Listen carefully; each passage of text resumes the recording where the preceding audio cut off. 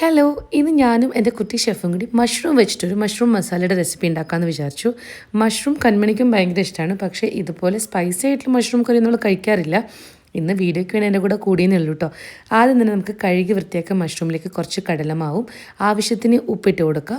ഇനി മുളക് പൊടി വേണം, മഞ്ഞൾപ്പൊടി വേണം, മല്ലിപ്പൊടി, അതുപോലെ കുറച്ച് ജീരകപ്പൊടിയും ഞാൻ കുറച്ച് ഗരം മസാലയും കൂടി ഇട്ട് കൊടുക്കുന്നുണ്ട്. എന്നിട്ട് നമുക്കിതിലേക്ക് കുറച്ച് കസൂരി മേത്തി വേണം, പിന്നെ തൈരും. ഇത് നന്നായിട്ട് മിക്സ് ചെയ്തെടുക്കാം കേട്ടോ. ഈ മാരിനേറ്റ് ചെയ്ത് വെച്ച മിക്സിനെ നമുക്കൊരു അരമണിക്കൂർ മാറ്റി വയ്ക്കാം. ഇനി നമുക്കൊരു കടായിലേക്ക് കുറച്ച് എണ്ണ ഒഴിച്ച് ജീരകം പൊട്ടിച്ചെടുക്കാം. ചെറുതായി മുറിച്ചിരിക്കുന്ന സവോള ഇട്ട് കൊടുക്കണം. ആ സവോള നന്നായിട്ട് മൂത്ത് വരട്ടെ. ഇഞ്ചി വെളുത്തുള്ളി പേസ്റ്റ് ഇട്ട് കൊടുക്കാം. അതിൻ്റെ പച്ചമണം മാറുമ്പോഴേക്കും നമ്മുടെ മാരിനേറ്റ് ചെയ്ത് വെച്ച് നമ്മുടെ മഷ്റൂം ഇട്ട് കൊടുത്ത് നന്നായിട്ട് ഇളക്കി യോജിപ്പിച്ചെടുക്കാം കേട്ടോ. എരിവിനനുസരിച്ച് പച്ചമുളക് ഇട്ട് കൊടുത്ത് നമുക്ക് അടച്ച് വെച്ച് വേവിക്കാം. വെന്ത് വന്നതിന് ശേഷം നമുക്കിതിലേക്ക് കുറച്ച് മല്ലിയില ഇട്ട് കൊടുക്കാം കേട്ടോ.